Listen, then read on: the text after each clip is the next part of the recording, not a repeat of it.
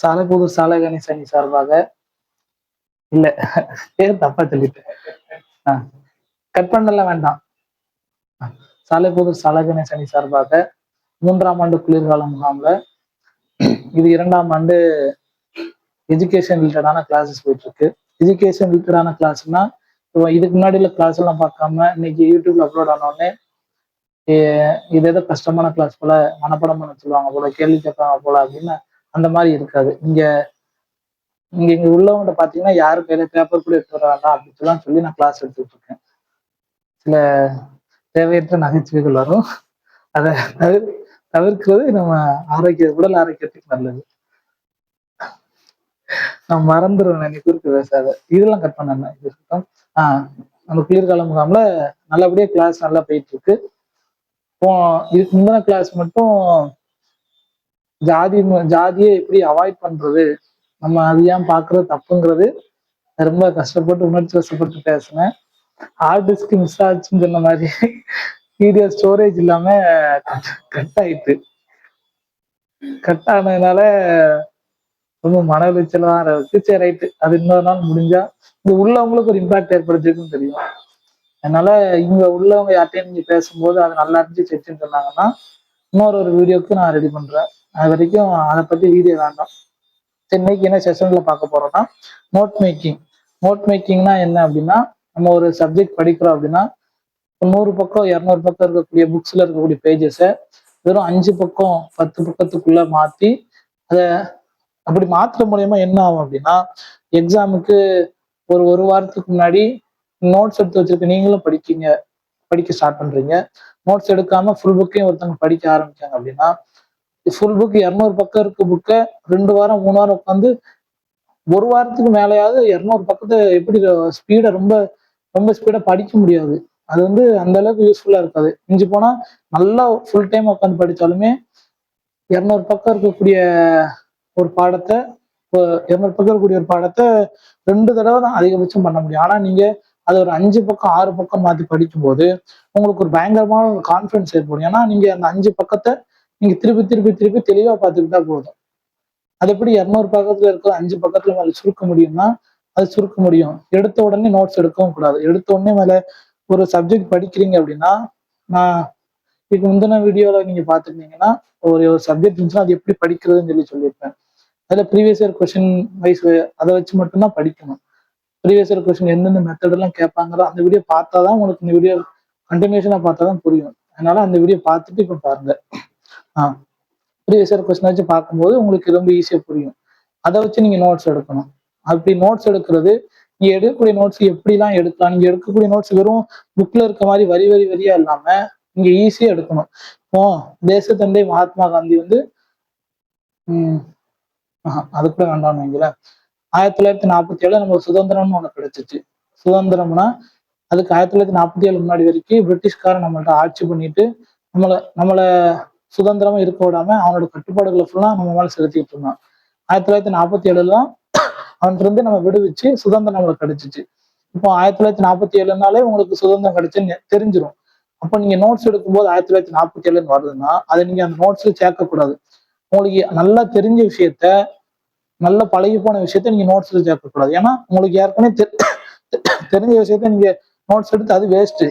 தெரிஞ்ச விஷயத்த மறுபடியும் நோட்ஸ் எடுத்து அது நீங்க ஏற்கனவே ஒரு புக்ல இருந்தா நீங்க நோட்ஸ் எடுக்கிறீங்க, மறுபடியும் அதே புக்கை நீங்க ஜெராக்ஸ் போட்ட மாதிரி 200 பக்கம் இருக்கிறது நீங்க 200 பக்கத்துக்கும் வர மாதிரி ஆயிப்போம். அதனால நீங்க நோட்ஸ் எடுக்கிறது அப்படி எடுக்காதீங்க. மொதல் பாயிண்ட் அதான், ஒருத்தவங்க 200 பக்கம் இருக்கக்கூடிய ஒரு டாபிக்க 2 வாரத்துல 3 தடவை, அதிகபட்சம் 2 தடவை தான் ரியாலிட்டியை பார்த்தா 2 தடவை ரிவிஷன் பண்ண முடியும். ஆனா நீங்க ஒரு நோட்ஸ் எடுத்து தனியா வச்சுட்டீங்க அப்படிங்கும்போது நீங்க மேக்சிமம் ஒரு நாள்லயே 3 தடவை ரிவிஷன் பண்ணிடலாம். ஒரு நாள்ல 3 தடவை ரிவிஷன் பண்றது ஒரு சக்சஸ் தருமா, இல்ல 2 வாரத்துல 2 தடவை 3 தடவை ரிவிஷன் சக்சஸ் தருமானா, நம்ம ஒரு எக்ஸாம் எழுத போறோம்னா நம்ம எவ்வளவுக்கு ரிவிஷன் பண்றோங்கிறத நம்ம சக்சஸ் டிசைட் பண்றது.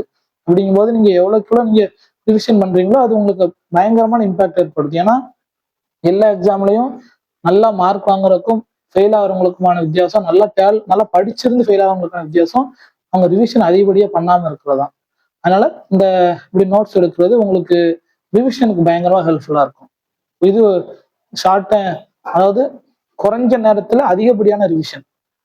ஒரு குறிப்பிட்ட ஒரு கொஞ்சம் 1 மணி நேரத்துல நீங்க ஒரு டாபிக் படிக்க முடிக்கும்போது அது ஒரு ரிவிஷன், ஒரு பேப்பரை 5 பேப்பர் 1 மணி நேரத்துல படிச்சு முடிக்கிறது அது பயங்கரமான விஷயம். இதை நீங்க அப்ளை பண்ணி பார்த்தீங்கன்னா அதுக்கான ரிசல்ட் தெரியும். நீங்க அப்படி ரிவிஷன் அதிகப்படியா விடும்போது, இப்போ ஒரு 1 மார்க் ஆப்ஷன் எழுதுறீங்க அப்படின்னா 4 ஆப்ஷன் கொடுத்துருக்கோம், கொஸ்டின் கேட்டு 4 ஆப்ஷன் கொடுத்துருக்கோம்னா நீங்க ரிவிஷன் பண்ண நீங்க நல்லா 3 தடவை 4 தடவை ரிவிஷன் பண்ண நீங்க எடுத்தோடனே அந்த கொஸ்டினை வாசி உடனே ஆன்சர் போட்டு போயிருவீங்க. ஆனா அரைக்குறைய ரிவிஷன் விட்டுருப்பாங்கல்ல, அப்படி ரிவிஷன் விட்டவங்க வந்துட்டு கன்ஃபியூஸ் ஆவாங்க.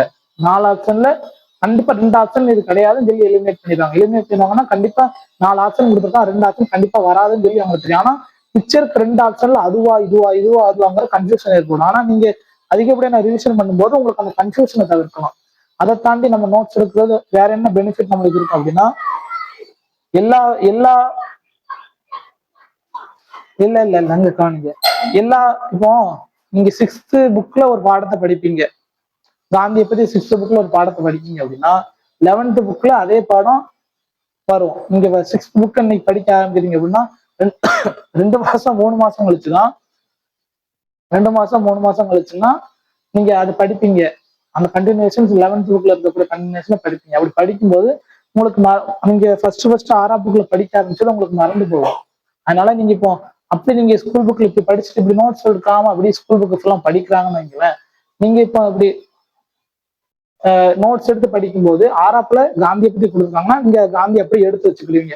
அடுத்து 11ஆப்புல அந்த புக்கை கொடுத்துருக்காங்கன்னா அதை நீங்க இந்த நோட்ஸ் எடுத்துருக்கீங்க பாத்தீங்களா, அதுல வந்துட்டு எழுதணும். அப்படி எழுதும்போது நீங்க ஒரு டெஸ்ட் போடும் போதோ இல்ல இன்னொரு யாராவது ஒரு சார் சொல்லும் போது இல்ல இது அடுத்த வருஷம் ஒரு அது மாதிரி ஒரு கொஸ்டின் பார்க்கும்போது காந்தியை பத்தி ஒரு விஷயம் சொல்லியிருக்காங்கன்னா நீங்க நீங்க எடுத்து நோட்ஸ்ல வந்து எழுதி வச்சுக்கிடுவீங்க. அப்போது உங்களுக்கு வந்து நீங்க அதை மட்டும் நீங்க தெளிவா ஒயாம பார்த்துக்கிட்டே இருந்தாலே போதும். அதை தான் நீ இப்போ 6th புக்ல இதை குறிச்சு வைக்கிறீங்க, 6th புக்ல குறிச்சு 11th புக்ல பார்க்கும்போது மறந்து போகும். அதனால எல்லா விஷயமும் அந்த பேப்பர்ல அடங்குற மாதிரி உங்களுக்கு அமைஞ்சுக்கிடுது. அதனால நான் இப்ப இது வரைக்கும் போட்ட கிளாஸ்ல இது ரொம்ப முக்கியமான கிளாஸ். புரியலன்னா மறுபடியும் சொல்லுங்க, நான் சொல்லுவேன். தெளிவா சொல்லணும், எக்ஸாம்பிளோட சொல்லணும்னு சொல்லுவேன். ஏன்னா ரிவிஷன் பண்றது ரொம்ப முக்கியமான விஷயம். ரிவிஷன் தான் நம்மளுக்கு ஒரு எக்ஸாம்ல அதிக மார்க் வாங்கி தர்றதும் நம்மளை கைவிடுறதும் நல்லா படிச்சவங்களும் தோக்குறதுக்கான காரணம் இதுதான். சரியா? அப்போ ஃபர்ஸ்ட் வந்து குறைஞ்ச டைம்ல அதிகப்படியான ரிவிஷன் பண்றோம். 2வது வந்துட்டு எல்லாம் ஒரே பேஜ்ல இருக்கு. 6ஆப்புல ஒரு பாடம் இருக்குன்னா இந்த பாடத்தோட 6ஆப்புல இருக்க பாடமும் இருக்கு, 11th அதோட பாடத்தோட தொடர்ச்சியும் ஒரே பக்கத்துல இருக்கும் போது நீங்க இன்னும் புதுசா நிறைய விஷயங்கள் அதை பத்தி படிக்க அந்த ஒரே பேப்பர்ல நீங்க கொண்டு வர மூலியமா உங்களால அந்த விஷயத்த ஈஸியா புரிஞ்சுக்கிட முடியும். இல்லைன்னா நீங்க 6ஆப்புல ஏதோ ஒரு புக்ல எழுதணுங்கிற ஞாபகம் தான் இருக்கும் தவிர எங்க எழுதினு ஒரு ஞாபகம் இருக்காது. அப்போ நீங்க அதை தேடி மறுபடியும் 6ஆம் புக் வாசிக்க மாதிரி இருக்கும். அது வந்து உங்களுக்கு டைம் வேஸ்ட் தான் ஆகும். அடுத்து வந்து இப்போ நீங்க இப்போ நீங்க நோட்ஸ் எழுதும் போதே ஒரு 5 மார்க்குக்கு நீங்க நோட்ஸ் எழுதுறீங்கன்னு வைங்களேன், அந்த 5 மார்க் நோட்ஸை நீங்க படிச்சுட்டு போறீங்க. நீங்க அழகா ஒரு பார்டர் லைன் போட்டு அழகழகா நீங்க எழுதிட்டு போறீங்க. அந்த கொஸ்டின் அப்படி கேட்டு வைக்காம இதே ரிவிஷன் பண்ணாதவன் வந்து யோசிச்சு யோசிச்சு பாயிண்டா அவன் யோசிப்பான். அவன் ஒரு ஒரு கொஸ்டினை யோசிக்க ஒரு 5 மார்க் கொஸ்டினை 10 நிமிஷம் யோசிக்கான்னு வைங்களேன், நீங்க ரிவிஷன் பண்ணும்போது 5 மார்க் கொஸ்டினை 2 நிமிஷம் 3 நிமிஷத்துல அவன் யோசிச்சு பாயிண்டா நீங்க அவன் யோசிக்கிறதுக்கு ஒரு டைம் எடுப்பான் பாத்தீங்களா, அந்த டைம் நீங்க எடுக்க மாட்டீங்க. ஆனா நீங்க நோட்ஸ் எடுக்கும்போது அழகா பாயிண்டா எழுதி வச்சிருக்கீங்க. அப்படிங்கும்போது அவனோட நீங்க டைமையும் அதிகமா டைம் வேஸ்ட் ஆக்காம சீக்கிரம் முடிச்சிருவீங்க. அது போக உங்களுக்கு அந்த பாயிண்ட் ஃபுல்லா உங்களுக்கு பார்த்தாலே நீட்டா தெரியும், ஏற்கனவே நல்லா படிச்ச பையன் போலங்கிற மாதிரி தெரியும். அதனால நீங்க நோட்ஸ் எடுத்து படிங்க. இதுதான் நோட்ஸ் எடுக்கிறதோட முக்கியத்துவம். ஓகேவா? இப்போ இப்படி இருக்கக்கூடிய நோட்ஸ் எப்படி எடுக்கணும் அப்படிங்கிறத நான் இப்ப சொல்றேன். இப்போ நோட்ஸ் எடுக்கிறோம்னா இப்போ நான் சொல்லக்கூடிய விஷயம் ஜஸ்ட் உங்களுக்கு புரிஞ்சா போதும்.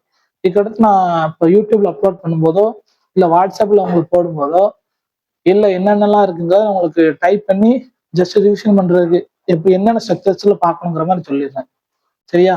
சரி இப்போ நான் இப்பதான் எப்படி நோட்ஸ் மேக்கிங்கிற கிளாஸ் ஸ்டார்ட் ஆகும்.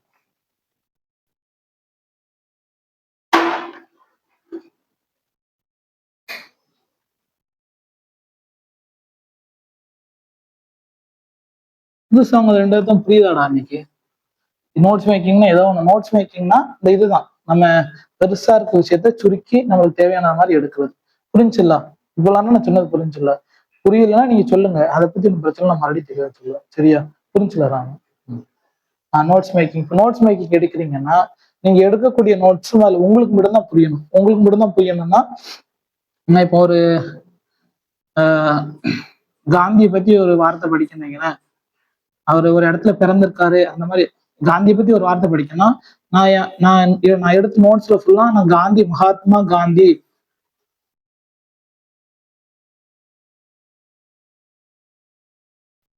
இப்படி எழுதிட்டு இருக்க மாட்டேன். அதுக்கு நான் இப்படி ஒரு கண்ணாடியை போட்டுருவேன்.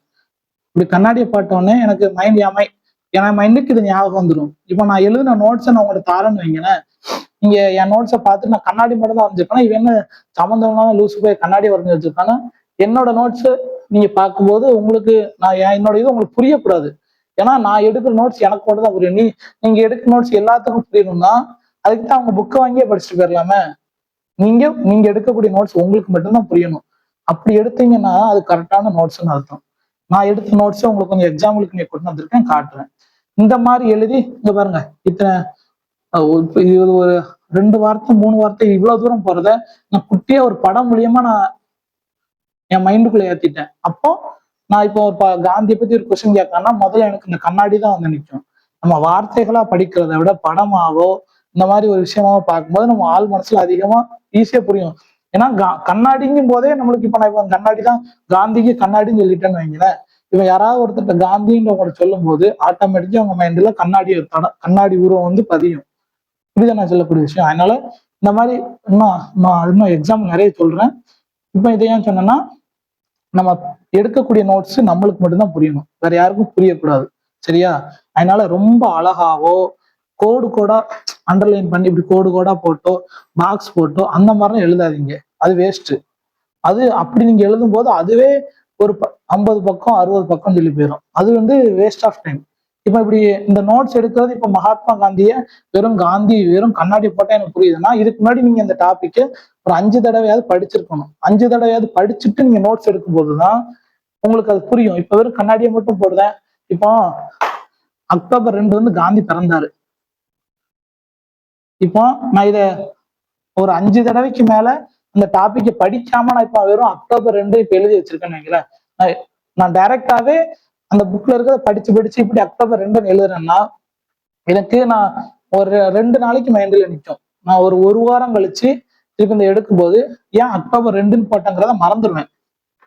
அக்டோபர் 2 ஏன் போட்டேன், ஒருவேளை அக்டோபர் 2 தான் காந்தி சுதந்திரத்துக்கு போராட ஆரம்பிச்சாரோ, இல்லைன்னா அக்டோபர் 2 அவருக்கு என்ன கல்யாண நாளா, இல்ல அக்டோபர் 2 அவர் வேற எதுவும் போராட்டம் ஆரம்பிச்சாரா அப்படின்னு சொல்லி மறந்துடுவேன். அதனால நீங்க ஃபர்ஸ்ட் ஒரு டாபிக்கை எடுத்து படிக்க ஆரம்பிக்கீங்கன்னா, நேற்று ஸ்ட்ரக்சர் ஆஃப் ஸ்டடின்னு சொல்லி ஒரு வீடியோ போட்டிருப்பேன். அதை பார்த்தீங்கன்னா இப்போ சிலபஸ்ன்னு சொன்னாங்கல்ல, சிலபஸ்ல ப்ரீவியஸ் இயர் கொஸ்டின் வச்சு பார்த்து அந்த மெத்தடை ஒரு 5 தடவை 6 தடவை பார்த்துட்டு அதுக்கப்புறம் தான் நோட்ஸ் எடுக்க ஆரம்பிக்கணும். அப்பந்தான் இதை பார்த்த உடனே உங்களுக்கு மைண்ட்ல தோணும் அக்டோபர் 2 காந்தி பிறந்த நாள்னு சொல்லிட்டு அக்டோபர் 2 கூட நீங்க அப்போது பட வேண்டாம். வெறும் டூன் போட்டாலே உங்களுக்கு புரிய ஆரம்பிச்சிடும். இது எப்படி புரிய ஆரம்பிக்கும் அப்படின்னா, நீங்க ஒரு குறைஞ்சது ஒரு 5 தடவையாவது நீங்க புக்ல ரீட் பண்ணியிருந்தாதான் உங்களுக்கு அது புரிய ஆரம்பிக்கும். ஓகேவா? அப்ப நீங்க எழுதக்கூடிய இவ்வளவு பெருசா நீங்க எழுதி இந்த அளவு அக்டோபர் 2 காந்தி பிறந்தார்னு எழுதுறோம்னா இவ்வளவு தூரத்துக்கு வந்துடும். ஏன்னா அக்டோபர் 2 காந்தி பிறந்தார், அது இவ்வளவு தூரம் வந்துடும். அவ்வளவு பெருசு நீங்க இது அப்படி எழுதுறீங்கன்னா அது உங்க புக்லயே இருக்கும். புக்ல இருக்கிறத அப்படியே நீங்க காப்பி பண்ணக்கூடாது. அது நோட்ஸ் கிடையாது, இதுதான் நோட்ஸ். இப்படி நீங்க எழுதும் போதுதான் நீங்க ஸ்பீடா பார்க்க முடியும். நான் ஒரு மணி நேரத்துல 5 பேப்பர் பாக்குறத அதுல இருந்து நீங்க உங்களால சுருக்க முடியும். இங்க இப்ப அக்டோபர் 2 தான் உங்களுக்கு படிச்சுட்டீங்க, மைண்ட்ல நல்லா மனப்படம் ஆயிட்டு, ஒரு எப்ப கேட்டாலும் உங்களுக்கு சொல்லுவேன்னு உங்களுக்கு ஒரு கான்பிடன்ஸ் ஏற்படும். அப்படி கான்பிடன்ஸ் ஏற்படும் போது நீங்க அக்டோபர் 2ங்கிறத அடிச்சிடணும். அடுத்து இந்த மாதிரி காந்தியை பத்தி ஒரு 10 பாயிண்ட் கொடுத்துருக்காங்கன்னு நினைக்கல, நீங்க அப்படி ரிப்பீட்டடா பார்க்க கண்டிப்பா ஒரு 8 பாயிண்ட் உங்க மைண்ட்ல பதிஞ்சிடும். அப்ப அந்த 8 பாயிண்ட் ஃபுல்லா நீங்க அடிச்சிடணும். அடிச்சுட்டு அந்த கடைசி ஒரு 2 பாயிண்ட் மட்டும் மைண்ட்ல ஏறவே ஏறாது. அந்த 2 பாயிண்ட் சொல்லி பார்த்துக்கிட்டே இருக்கணும். அதுக்கப்புறம் அந்த 2 பாயிண்ட்வே நம்ம மைண்ட்ல ஆழமா பதிஞ்சிடும். அப்போது நீங்க அந்த 2 பாயிண்டையும் அடிச்சிடலாம். அப்போது இதுல ஏதாவது இந்த டாபிக் நீங்க படிக்கணும்னா அந்த எல்லாத்துக்கும் தெரிஞ்ச ஃபுல்லா அடிச்சிருவீங்க. ஏதாவது 2 1 மட்டும் இருக்குன்னா அந்த 2 1 மட்டும் அதுக்கப்புறம் ஒரு நோட்ஸ் எடுக்கணும். அந்த நோட்ஸ் எப்படி இருக்கணும்னா இவ்வளவுதான். இப்ப இந்த ஒரு குட்டி பேப்பர் தான் இருக்கணும். அதாவது நம்ம 5 பக்கம் ஒரு டாபிக் பெரிய புக்ல இருந்து குட்டியா குறைச்சு 5 பக்கத்துக்கு எடுத்து வச்சிருக்கோம். அந்த 5 பக்கத்தையும் கடைசி இந்த ஒரு பக்கத்துல ஆக்கணும். அந்த ஒரு பக்கத்துல ஆக்கும்போது எக்ஸாம்ல இந்த விஷயம் எக்ஸாமுக்கு முன்னாடி வரைக்கும் எனக்கு மறந்துட்டே இருக்கிறதுல இந்த குட்டி பேப்பர்ல எடுப்பீங்கல்ல, போகும்போது எக்ஸாமுக்கு முன்னாடி ஒரு 2 தடவை பார்த்துட்டு போகணும். அப்படி பார்த்துட்டு போகும்போது அந்த கொஸ்டின் கேட்டானா நீங்க கான்ஃபிடன்ஸ், ஏன்னா இந்த 8 விஷயங்கள் உங்களுக்கு தெரிஞ்சதெல்லாம் ஓகே, அதை நீங்க ரிவிஷன் பண்ணக்கூட வேண்டிய அவசியம் கூட இல்லை. ஆனா இதான் நீங்க லைட்டா பார்த்துட்டு போனீங்கன்னா உங்களுக்கு அங்க கேட்டோம்னா நீங்க உடனே, ஏன்னா 5 பக்கத்துல இருக்கிறத ஓயாம பாக்குறத விடவும் அது 5 பக்கம் நீங்க பார்த்து உங்களுக்கு அதெல்லாம் புரிஞ்சுட்டு மறுபடியும் அந்த 5 பக்கத்தை படிச்சுட்டு இருக்க கூடாது. இந்த ஒரு பேப்பர் மட்டும் நீங்க படிச்சுட்டீங்கன்னா அந்த 200 புக்கை நீங்க 200 பக்கத்தை படிக்கிறத விட இந்த குட்டி பேப்பர் ஒரு பேப்பர்ல 1/4 பங்கு கூட இல்லை, இதை மட்டும் நீங்க பார்த்தா போதும். புரியுதா? ஒரு சில விஷயம் புரியுதுல்ல உங்களுக்கு? இல்ல ரொம்ப ஒரு மாதிரி புரியுதுல பவி? பாருங்க, உனக்கு நீ அந்த ஃபர்ஸ்ட்ல இருந்து கொஞ்சம் வீடியோ பார்த்தோம்னா இன்னும் கொஞ்சம் தெளிவா புரியும். இப்போ ஏன் நோட்ஸ் எடுக்கோங்கிற ஒரு ஐடியா கிடைச்சுக்கலாம். அதுக்கப்புறம் நான் இப்ப இதெல்லாம் ஏன் சொல்றேன்னா, நம்ம எடுக்கக்கூடிய நோட்ஸ் தெளிவா இருக்கக்கூடாது. நம்ம எடுக்கக்கூடிய நோட்ஸ் நம்மளுக்கு மட்டும்தான் புரியணும். நம்ம எடுக்கக்கூடிய பெரிய சென்டென்ஸாவோ 4-5 வரி வர்ற மாதிரியும் இருக்கக்கூடாது. 2 வரியில இருக்கணும். 2 வரியில நம்ம எப்படி எடுக்க முடியும்? இந்த கண்ணாடிங்கிறத பார்த்தாலே எனக்கு காந்திங்கிறது எப்படி தெரியும்னா, 5 தடவை நம்ம டாபிக்கே படிச்சிருந்தாதான் என்னால கண்ணாடிங்கிறத பார்த்து காந்திங்கிறது ஞாபகம் வரும். வேற எந்த தலைவர்களையும் படிக்கும் போது இந்த மெத்தட் அதில் யூஸ் பண்ணக்கூடாது. இன்னொரு தலைவருக்கு நம்ம கண்ணாடியும் வரைஞ்சு வைக்கோம் அப்படின்னா கன்ஃபியூஷன் ஆயிரும். காந்திக்கு கண்ணாடி போட்டோம், இதுக்கு கண்ணாடி போட்டோம், அவரா இவராங்க கன்ஃபியூஷன் ஏற்படும். அப்ப ஒரு தடவை ஒரு தலைவருக்குன்னு சொல்லி ஒரு சிம்பிளை யூஸ் பண்ணிட்டோம்னா அந்த சிம்பிளை அந்த தலைவருக்கு யூஸ் பண்ணக்கூடாது. ஆனா இது வேற ஏதாவது ஒரு போராட்டம் அந்த மாதிரி வரணும்னா அதுக்கு நம்ம யூஸ் பண்ணிக்கலாம். ஒரு சில குறிப்பிட்ட விஷயங்களுக்கு இந்த மாதிரி 2-3 பேருக்கு நம்ம யூஸ் பண்ணும்போது ஒரே சிம்பிள் யூஸ் பண்ணும்போது அது குழப்பம் ஏற்பட்டு விட்டுரும். அதுல நீங்க தெளிவா இருக்கும் நோட்ஸ் எடுக்கும்போது. இப்போ ஃபர்ஸ்ட் நம்ம எடுக்கக்கூடிய நோட்ஸ் அதுல தெளிவா இருக்கக்கூடாது. நம்மளுக்கு மட்டும் தான் புரிஞ்சிருக்கணும். நம்ம எடுத்த நோட்ஸ் வேற யாருக்கும் புரியக்கூடாது. அதுக்கு எக்ஸாம்பிளுக்கு நான் என் கிளாஸ்ல நான் எடுத்த நோட்ஸ் இதெல்லாம் பார்த்தா உங்களுக்கு ஒரு மாதிரி கொஞ்சம் தெரியும். ஆனா இது பார்த்தா உங்களுக்கு ஏதாவது புரியுதா? நான் எழுத்திருக்க நோட்ஸ் இது ஏதாவது ஒண்ணு புரியுதா? ஏதாவது புரியுதா? தெரியுதா? முதல்ல தூரத்துல வச்சு பண்றேன். இந்த இந்தியா படம் மட்டும் இல்லைன்னா இது இந்தியா பத்தி நம்மளுக்கு தெரியுமா? முதல்ல பின்னாடி பக்கம் இந்தியா இருக்கோ மேக்சிமம் ஒரு 80% உங்களுக்கு புரியாது அது என்ன கொடுத்துருக்காங்க. ஆனா இதுல நான் இப்ப இதை பார்த்து வாசிக்க அனுப்பினா இதுல என்னென்ன கண்டென்ட் இருக்குங்கிறத நான் ஸ்டாஃப் எனக்கு இது எப்படி நடத்தினாங்களோ அதை அப்படி நான் உங்கள்கிட்ட சொல்லிடுறேன். ஏன்னா நான் தெளிவா படிச்சுட்டேன். இதுதான் என்னோட நோட்ஸ். புரியுதா உங்களுக்கு? இந்த மாதிரி நீங்களும் நோட்ஸ் எடுக்கணும். அதுவுமே இதுல நான் நீட்டா தான் எழுதியிருக்கேன். நான் இதுக்கப்புறமும் ஒரு நோட்ஸ் எடுப்பேன். அந்த நோட்ஸ் என்ன தவிர வேற எவன் நினைச்சாலும் அந்த டாபிக் அவனால படிக்க முடியாது. அந்த அளவுக்கு அது இருக்கும். உள்ள இருந்து வேற இன்னொரு நோட் இருந்துச்சு, யாரும் பாத்தீங்க? Green NOTA?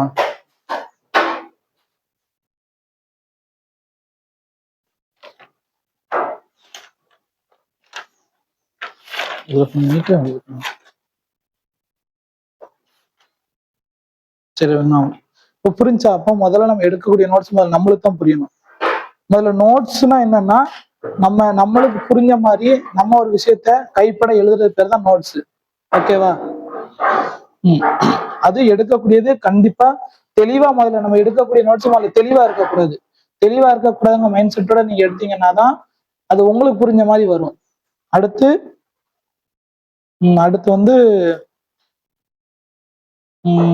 ஹேண்ட் ரைட்டிங் நீட்டா இருக்கக்கூடாது. உங்களை தவிர வேற யாருக்கும் புரியக்கூடாது. அதுக்கடுத்து இப்போ நோட்ஸ் எடுக்கிறது எப்படி எடுக்கணும் அப்படின்னா, ஒரு கையில புக் இருக்கணும், இன்னொரு கையில ப்ரீவியஸ் இயர் கொஸ்டின் இருக்கணும்.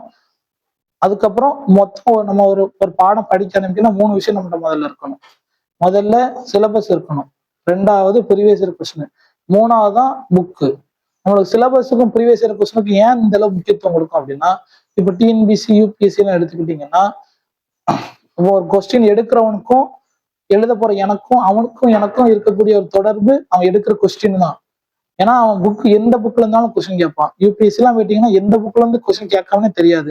அப்படிங்கும் போது கொஸ்டினை எடுக்கக்கூடிய மைண்ட் செட்டும் எழுத போற நம்ம மைண்ட் செட்டும் மேட்ச் ஆகும் போதுதான் கிளிக் ஆகி நம்ம வேலைக்கு போயிடலாம். நிறைய பேர் தொடர்ச்சியா எக்ஸாம் எழுதி கிளியர் பண்றாங்கன்னா இதுதான் காரணம்.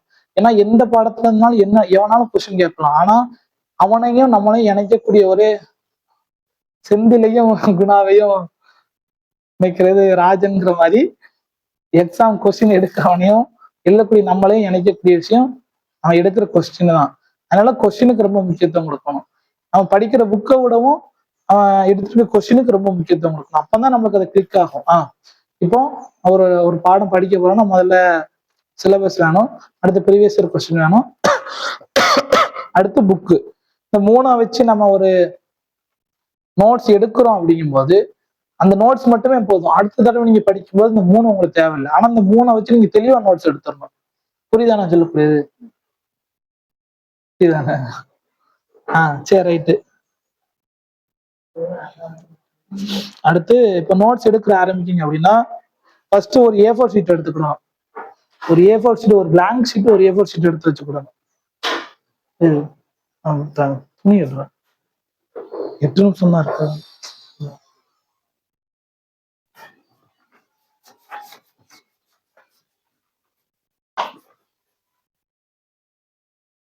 இப்போ ஒரு A4 ஷீட்ல நீங்க நோட்ஸ் எடுக்க ஆரம்பிக்கிறீங்க அப்படின்னா எப்பவுமே A4 ஷீட்ல ஒரு 3/4 பேஜ் விட்டுட்டு இந்த கடைசி ஒரு 1/4 பேஜ் மட்டும் கோட் போட்டு வச்சிருங்க. இதுக்குள்ள நீங்க எப்படி எப்படிலாம் நோட்ஸ் எடுக்க முடியுமோ அப்பெல்லாம் நோட்ஸ் எடுத்துட்டு இந்த இந்த பக்கத்தை ஏன் விட சொல்றேன் அப்படின்னா, நீங்க டெஸ்ட் எழுதும் போதோ இல்ல உங்க டீச்சர் யாரும் நடத்தும் போதோ புதுசா ஒரு விஷயத்த சொல்லுவாங்க. நீங்க இந்த பக்கம் ஒரு A4 ஷீட் இருக்குன்னா ஃபுல்லா நீங்க எடுத்துட்டீங்க அப்படின்னா அவங்க சொல்லக்கூடிய விஷயத்த அவங்க நீங்க இந்த இந்த முக்குல இருந்து இது வரைக்கும் அந்த இடத்த ஃப்ரீயா விடாம எல்லாத்துலயும் நிறைச்சு எழுதிடணும். படம் போட அது சொல்லணும். இந்த ஃபுல்லாமே நம்ம ஒரு வாரம் கொஞ்சம் கூட கேப் இருக்கு. அப்படி எடுத்துட்டீங்க அப்படின்னா புதுசா ஒரு கண்டென்ட் வருது, புதுசா ஒரு விஷயம் தெரிஞ்சுக்கிறீங்கும் போது அதை எழுத இடம் இல்லாம ஆயிரும். அது வேற ஏதாவது ஒரு கூட எழுதுவீங்க, அது உங்களுக்கு புரியாம ஆகி போகும். அதே நீங்க இப்போ A4 ஷீட் எடுத்து இவ்வளவு பெரிய A4 ஷீட்ல 3/4 பகுதி நீங்க யூஸ் பண்ணிக்கோங்க. ஆனா கடைசி ஒரு 1/4 பகுதி எப்பவுமே மிச்சம் வைங்க. புதுசா வர கண்டென்ட்டை இதுல நீங்க ஆட் பண்ணிக்கிடணும். அப்பம்போதுதான் புதுசா இன்னும் இதை தாண்டி நிறைய புதுசா வருதுங்கும் போது அதுக்கப்புறம் இன்னொரு A4 ஷீட் தனியா ஒரு A4 ஷீட் போட்டுக்கலாம். ஓகேவா? அப்போ நம்ம எடுக்கக்கூடிய நோட்ஸ் ஒரு A4 ஷீட் அளவுக்கு தான் இருக்கணும். அந்த A4 ஷீட்லயுமே நம்ம ஒரு 3/4 பகுதியை தான் நம்ம யூஸ் பண்ணணும். கடைசி ஒரு 1/4 பகுதி யூஸ் பண்ணாம எப்பவுமே தனியா வச்சிருக்கணும். அதுக்கப்புறம் முதல்ல நோட்ஸ் எடுக்க ஆரம்பிக்கும் போது ரொம்ப பெருசா தான் நோட்ஸ் எடுப்போம். நானே ஃபர்ஸ்ட் தடவை நோட்ஸ் எடுக்கும்போது ஒரு புக்ல இருக்கிறத நான் அப்படியே எது முக்கியம் எது முக்கியம் இல்லைன்னு தெரியாம நான் அப்படியே எல்லாத்தையும் வரி வரியா தான் எடுத்தேன். நான் படிச்ச புக் அளவுக்குமே எனக்கு ஒரு 2 நோட்ஸ் 3 நோட்ஸ் வந்துச்சு. அப்படியா? அதுல ஒரு 5 நிமிஷம் கொடுத்து சரி. இப்ப அந்த விஷயத்த கூட பாருங்க. இது நோட்ஸ் மேக்கிங் மட்டும் பார்ட் 2 போடும். எல்லாரும் கொஞ்சம் டல்லா தான் இருக்காங்க. அதனால அதான் இப்போ லைட்டா இப்ப என்னென்ன பார்த்தாங்க லேட்டா சொல்லிடுறேன். ஃபர்ஸ்ட் நம்ம நோட்ஸ் எடுக்கிறோம்னா ஒரு 5 தடவையாவது ஒரு டாபிக் படிச்சுட்டு தான் நம்ம நோட்ஸ் எடுக்கணும். அப்போதான் நோட்ஸ் சின்னதா ஒரு 200 பக்கம் இருக்கிறது 5 பக்கம் சுருக்கிறோம்னா எடுத்த உடனே நம்மளால சுருக்க முடியாது. அதுக்கு நம்ம 5 தடவை படிக்கும் போதுதான் ஒரு விஷயம் நம்ம ஆள் மனசுல தெளிவா பதியும். அதுக்கப்புறம் தான் நம்ம நோட்ஸ் எடுக்கணும்.